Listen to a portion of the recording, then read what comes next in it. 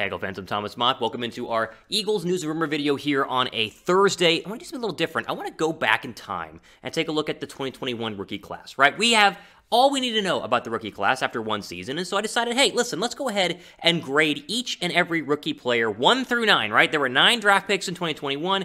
Were they an A, a B, a C, a D, or an F? And my thoughts on the future of them at their respective positions. So let's go ahead and jump into grading the Eagles 2021 rookie class. I think you guys are going to enjoy this video. We start with everyone's favorite rookie, the number 1 overall pick for Philadelphia, 10th in the draft in the first round, and Philadelphia got an absolute superstar in DeVonta Smith. We all love him, right? Come on, we all love DeVonta Smith. It's one of the best draft picks Philadelphia has had in a very, very long time in terms of skill position, right? They have not been able to nail the wide receiver position for the past couple of seasons. You really got to go back to free agency whenever they signed Alshon Jeffrey and Torrey Smith when they won the Super Bowl the last time they actually got some sort of decent weapons in free agency. They've been unable to do it in the draft, and yet here we go, almost 1,000 yards, 5 touchdowns, 64 catches, and it could have been a lot more. I mean, there were a couple of times that you had drop touchdown passes, you had missed throws, or you had Jalen Hurts not seeing him open. Like, this could have easily been a 1,000-yard receiver, could have easily been 75 catches. He was absolutely fantastic, and I love him so much. My DeVonta Smith jersey that I ordered in the mail is coming today. Literally, this afternoon, I just checked the tracking from FedEx.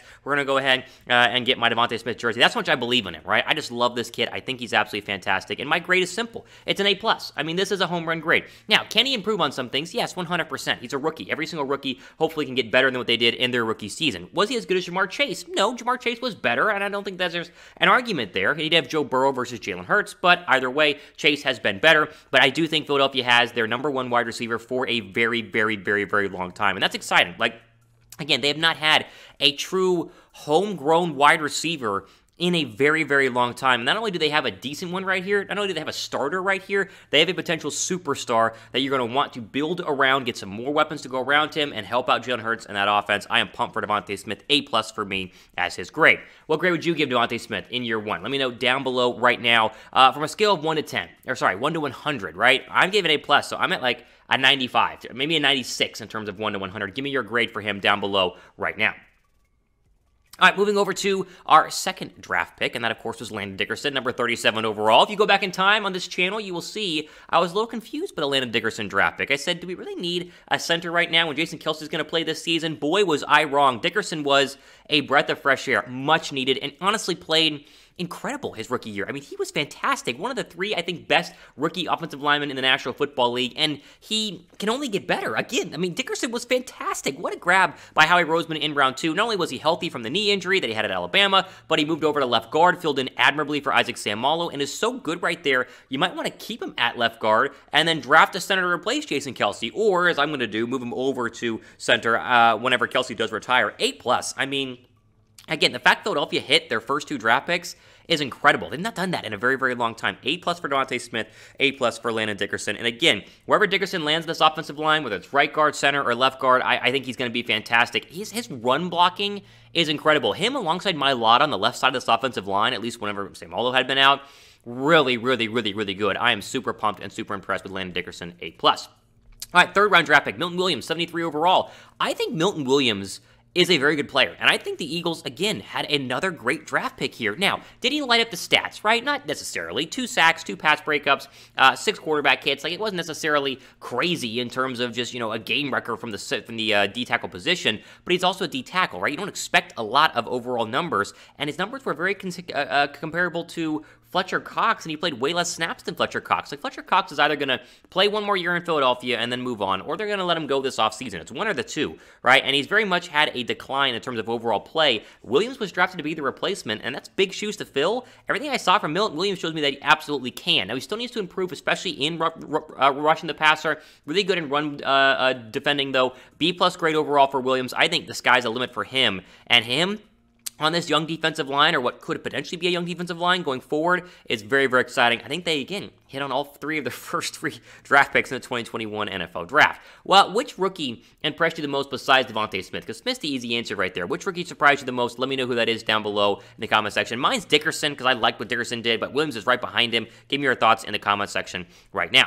And also, of course, make sure you guys are subscribed. Mailbag video coming up later on this weekend as I've started to compile some questions. And so, of course, if you want to, of course, see that video or be a part of that video, go down below and subscribe. I think I'm doing a mock draft next week as well. You guys like that idea? Maybe an early, like, 3-round mock draft? I don't know. We'll see. Subscribe to see that video coming out later on next week.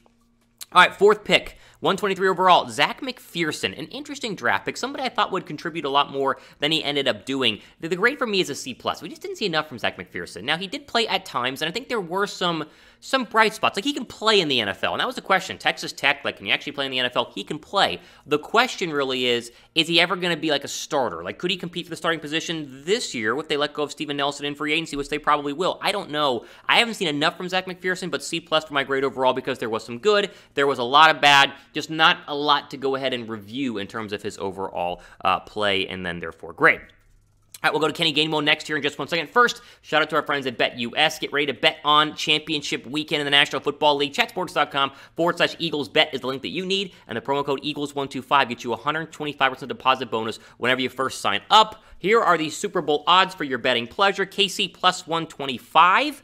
The Rams are plus 200. Of course, those are the 2 likely winners. Those are my 2 winners for my picks this weekend. San Francisco plus 400. The Bengals to win the Super Bowl plus $900. You bet $100, you win $900 right now with BetUS if the Bengals were to actually go ahead and win the Super Bowl. Listen, it's possible. I mean, anything's possible, right? Technically. Do have friends at BetUS. Chatsports.com/EaglesBet. That promo code Eagles125.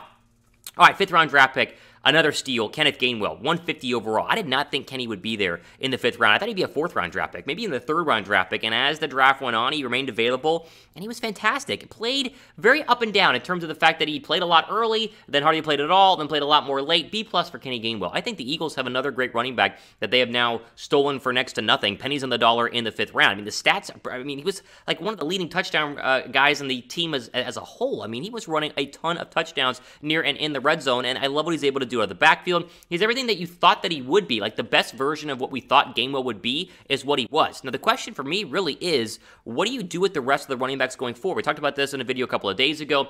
I'm almost feeling comfortable getting rid of either Howard or Scott, or letting them walk. Not getting rid of them, letting them walk, because Gainwell and Sanders are a really good 1-2 punch. Maybe keep Sanders or keep Howard and let go of Boston Scott. I don't know. Either way, Gainwell's fantastic. B+ grade for him. All right, one of the least known and least talked about rookies was the number 189th overall draft pick, and that was Marlon Tuipulotu. I always mess up his last name. These hard last names are tough to do. He hardly played. He played in 5 games. He was off and on injured, COVID list. D- is the grade, but it's not really fair. We just haven't really seen enough, and so you expect a guy to have a little bit more contribution, but he just didn't really do much, and so there's not a lot to say, not a lot to say in terms of what Marlon was able to do. But again, a later draft pick, and so the hope is that he's able to kind of make a big jump there in year 2. Which 2021 rookie needs to step up the most next year? Let me know who that is down below in the comment section. For me, it is probably going to be Zech McPherson, just because McPherson is a higher draft pick than some of the other people we're going to talk about here as we get into the later draft picks. But that's my choice. Give me your thoughts down below in the comment section. 2020 rookie that needs to step up the most next season. All right, speaking of someone who played really well, even though he was a late-round draft pick, Teron Jackson. 191 overall in terms of where he was drafted. Really good. I think he came on really great late, and he played a lot of meaningful snaps. 18 tackles, 1 sack, 1 forced fumble. I give him a B-. I think this is somebody that can definitely step up. And I see a lot of people saying in my Twitter DMs, at Real Thomas Mott, by the way, oh, Teron Jackson should be a starter next year. No, I don't think he's starter quality. Like, it's Josh Sweat and Brandon Graham, and maybe a rookie that they get in the 1st round or 2nd round. But, I think he's definitely going to contribute, and again, another late-round steal. I think Howie did pretty darn good in this draft. That's kind of the theme that we're getting here. We're going to combine the final 2, those 224th overall draft pick and 234th overall draft pick, Jacoby Stevens and Patrick Johnson. They did next to nothing, right? They did barely anything there overall. And so, I mean, I guess I give them a B- just because, yeah, I mean, I don't know. They played well in special teams and were practice squad guys, but they really didn't do anything overall. And so, not a lot to say about either of them. Steven spent the majority of his time on the practice squad, so he hardly played. So, late-round draft picks, it happens. Not really a knock on their overall abilities. It's just like they're late-round guys and a lot of work ahead of them. Overall draft grade. I think this was a great draft. I think this is one of the better drafts we've seen since the Mailata draft, right? You go back to look at that draft. When was that? Was that 2017 or 2018? I can't remember. That was a good draft. This is a good one, too. A-. I think this is a very good draft. I think Philadelphia has the...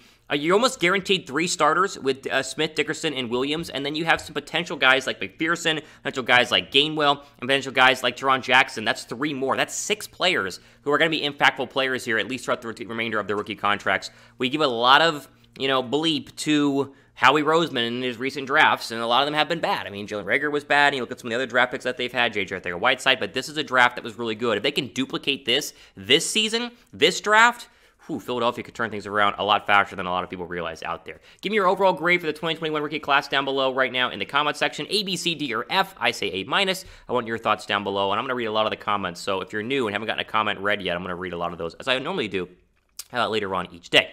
All right, ultimate today on our Eagles rookie review, our grading video for the 2021 class. Mailbag video tomorrow. Well, maybe it'll be Saturday. I'm not sure when it's going to come out. Either way, mailbag video comes out later on this weekend, so be sure to subscribe by hitting that red subscribe button. For the Eagles now, Thomas Mott, signing off. The rest of your day.